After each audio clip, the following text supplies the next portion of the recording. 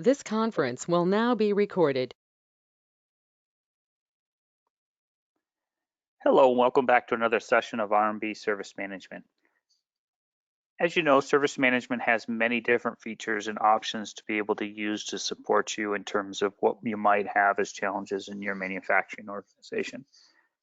These include all the different menu options you see down the side. As there's many different options, what this session is really going to cover our customer claims module.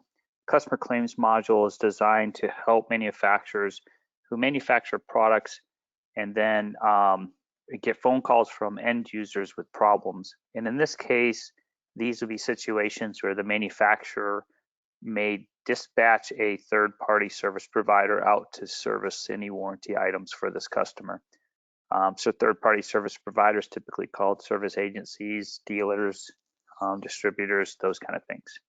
Okay, so instead of talking about all these menu items, what I'm going to do is I'm going to scale this down to just the customer claims. So let me log in as that.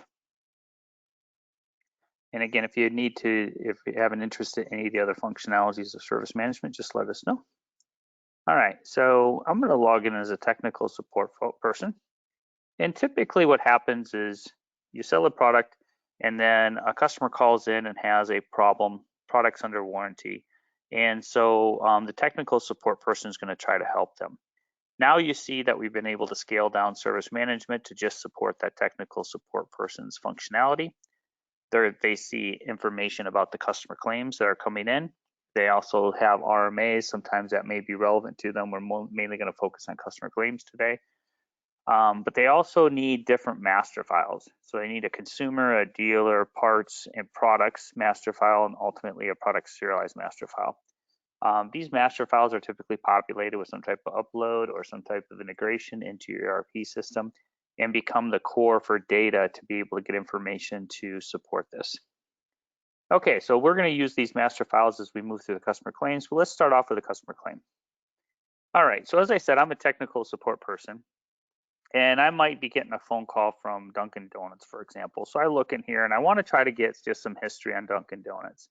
And I've got two different calls out here for Dunkin' Donuts that have come in. I've got one that's closed and one that's open. All right, so what I want to do is I want to ask some additional questions of the customer going, what product are you really having a struggle with? And so this customer tells me they're having a problem with B7 as my serial number. So I can search for anything that's got B7 in it. And and that's for Dunkin' Donuts, so I can search in any way. So you can see the query gives them a really quick access to the history of that particular customer or that serial number, or even if a dealer calls in, you can do it in that way. All right, so I see I have a call that's older from Dunkin' Donuts out there.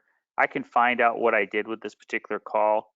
I can go to my symptom problems and resolutions, and I can see I had a level alignment issue, so we did some leveling. What are we calling on today? So the customer tells me I've got some leaking problems.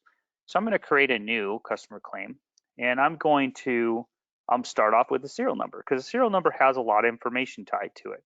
So I can quickly get to a bunch of information by typing in the serial number.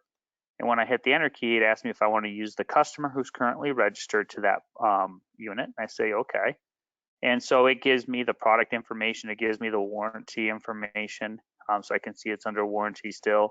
It associates it with the customer who we just had as Dunkin' Donuts. And so I'm a long way into this without having to really type any information in. All right, I'm going to maximize my real estate here and actually click this button. I don't really need the query anymore. And so now that I have this information, my next question to the customer is, what kind of problem are you having? And so I just want a symptom, right? And that's what I'm going to start with. And so the customer tells me it's leaking from under the unit. Now, what would typically happen in this situation is a technical support person would try to resolve this problem with the customer over the phone. Of course, from warranty, that's going to be your least warranty cost. However, we're going to fast forward on this one and assume that the technical support person was not able to resolve this issue and needs to dispatch it. Okay, so now I know what's wrong, or I know what to tell my service agent or my dealer to go look for. And so now I got to find a service provider to do this. So I have my dealer tab here that allows me to be able to look for a service provider. If I know the service provider, I can start typing here and it'll start to fill it in for me. Or I can look up the service provider in a query. That, again, this is why we have the dealer master file, so we can have that in there. A lot of customers like to say, I want to get the closest provider I can, because of course that limits my costs as well. And so we also have a map feature, which I'm going to use to show you. What this does is it plots the serial number in the center of the map. So of course, because I knew that was registered to that customer, I used that customer's address. And you can see I've got a number of service providers that are in the location. If I hover over any one of these, it tells me whether or not this one's a platinum provider, this one's a certified provider. And so I can search and start to filter this down based on the levels. So maybe I want a certified. All right, so I can click that. What it's going to do is and I can apply this to my filter. And so now I only see a couple of those. Well, I want the one that's closest as possible. You see, I've got a couple of them here. So I'm just going to zoom in a little bit, and I can choose the radius here if I want. I can pick a different manufacturing type in here as well. But I'm just going to zoom in so I can get the closest one I have. And sure enough, I found this one that's right next door to them. If I hover over them, they're certified commercial appliance repair. Perfect. Okay, so what I'm going to do is I'm going to click on that, and it's going to bring in all the information that I need for that particular service provider. And now I can update the contact information as I want, but the email I'm going to dispatch this to is this email address. And normally you have these set up with your particular dealers.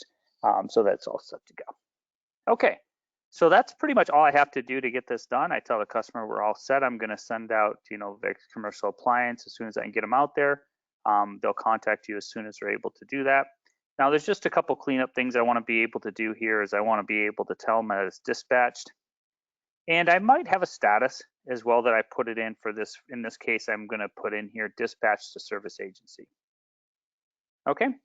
And so now I've got that covered. I've got other code files, master files that I can use to help me further slice and dice this if I want to.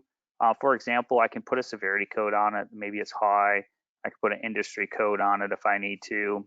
I can put a different job type. Maybe this one, in this case, it's a service call.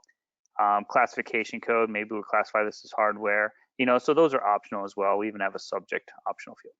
All right, so now I'm done with this particular claim, and it has now been dispatched. So once I change the status, you can set it up to where an email will get emailed to the service provider. However, this is designed to work with a web portal for this particular dealer to log into.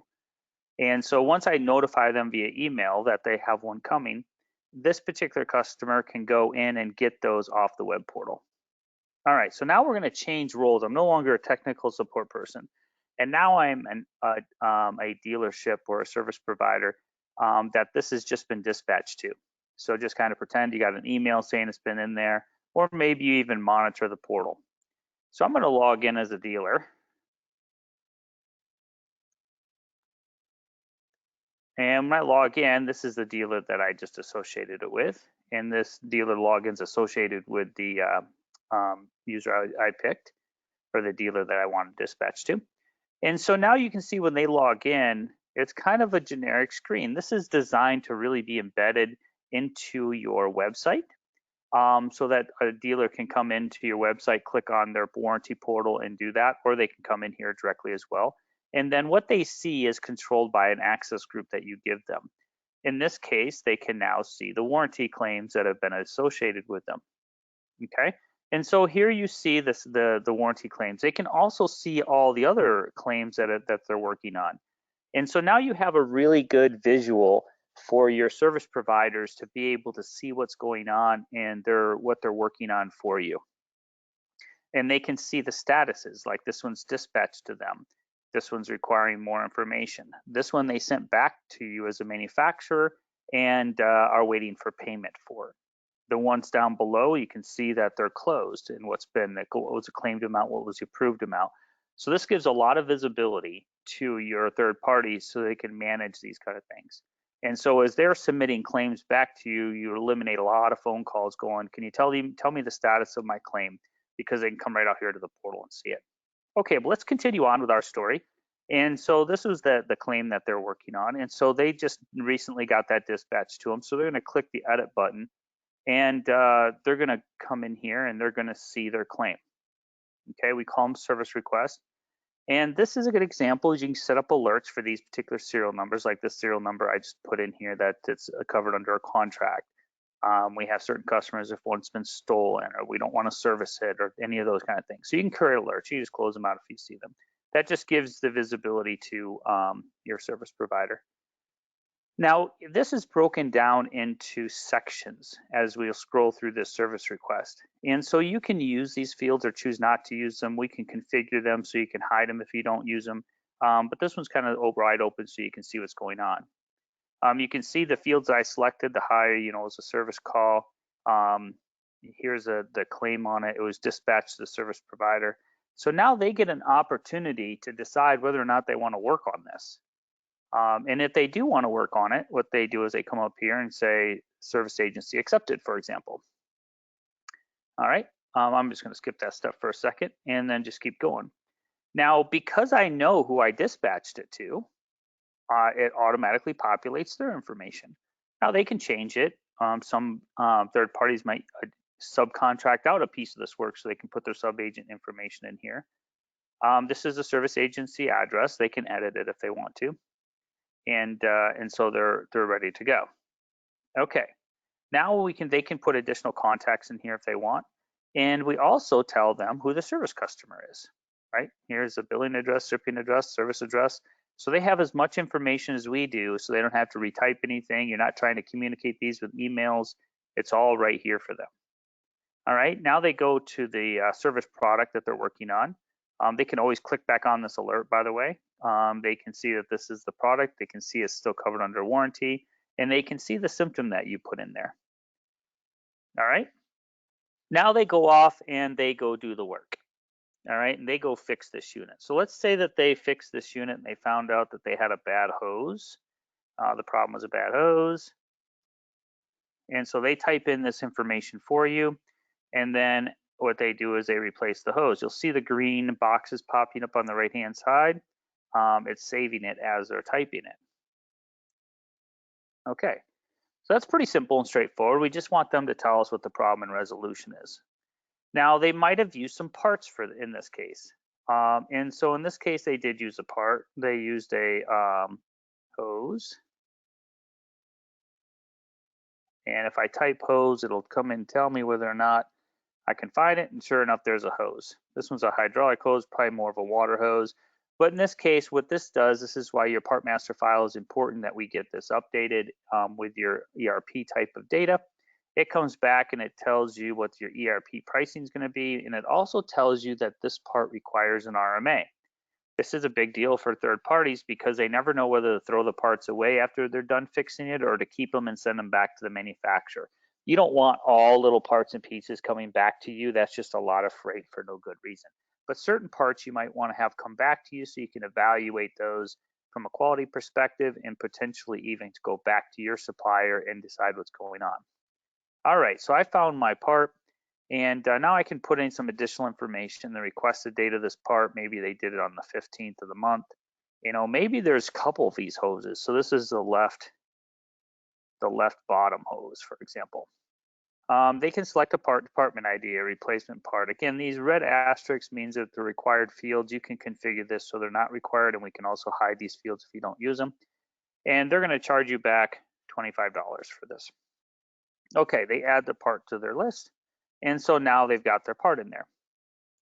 All right, you'll see that this claim has been updated, and we go on to our labor piece of this. All right, so now we come to here, and the other piece of this is you can put your policy statements in here. So each one of these boxes here have an ability to customize your policy statements to make sure you can do what you want to do. And then now we go on to the labor. They're probably going to want to file some labor against you. So, Tommy did this work.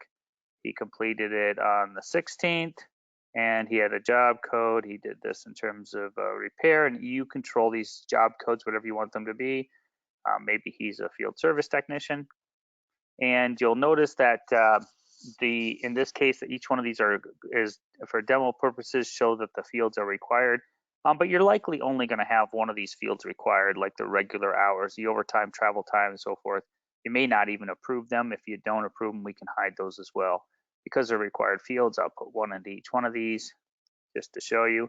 You'll also notice that their rate, their hourly rate, is already populated for them. This way there's no confusion about when they were going to, or how much they're going to get paid for their labor. They can always dispute it, but this way there's clarity. Just helps to keep the back and forth down to a minimum between your dealer and yourself.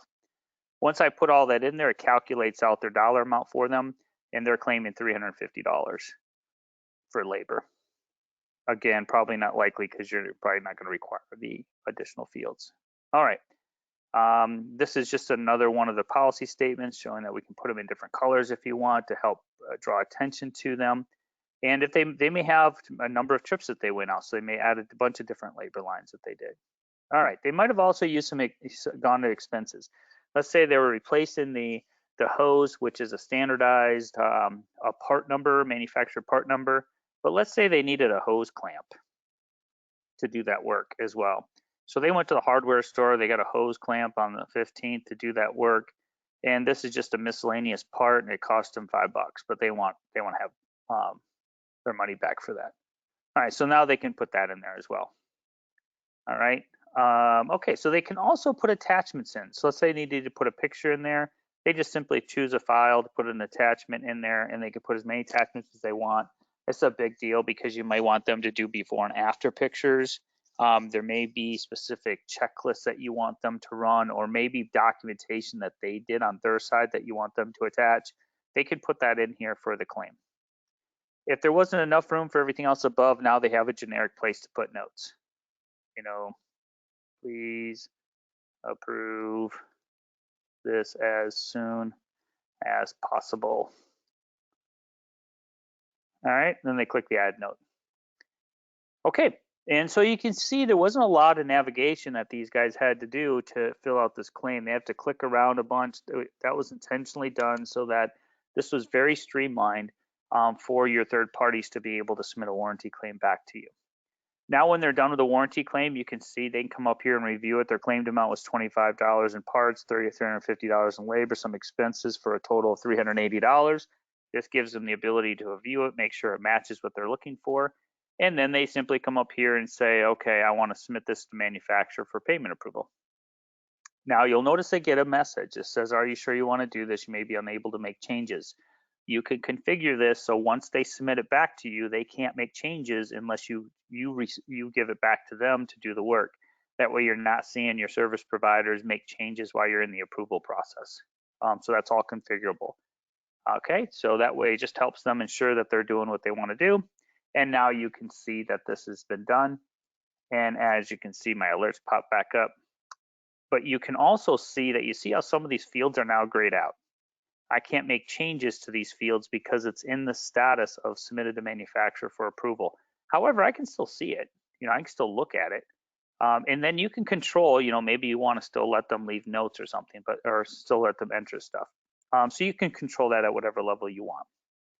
Okay, when they're done with this, when they go back home, and now they go back to their warranty claims, and you can now see that one's been submitted to manufacturer for approval. And so now it's in the hands of who's going to approve it. And this differs by different manufacturers. It might be that the technical service person again, who I'm going to use to do this work. So let's go back. And I'm still logged in as a technical support person. By the way, because the status has changed again, I could have gotten an email saying, hey, you had one of your distributors or one of your dealers or one of your service providers submit a warranty claim. So I'm going to come back in here and I'm going to manage this queue. And what I'm going to do is I'm going to clear out this filter for the B7, and I'm going to look at anything that's been submitted to manufacturer for approval. And so I can now manage this in terms of anything that I have.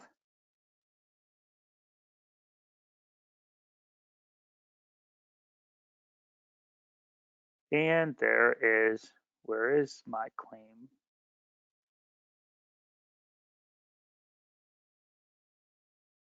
This conference will now be recorded. Okay, so now I've got it from the warranty claims on the portal, and I come in here as a technical support person, and sure enough, there's my warranty claim coming in submitted from the service provider. Okay, so now as a manufacturer, I now have the ability to go through and approve this claim. I just selected that claim from my list, and I probably manage these queues. Like I'm going to do all the submit at the same time, so I'm going to do this one first. I'm going to look at what they claim: 25 parts labor, or 25 parts, $350 labor expenses.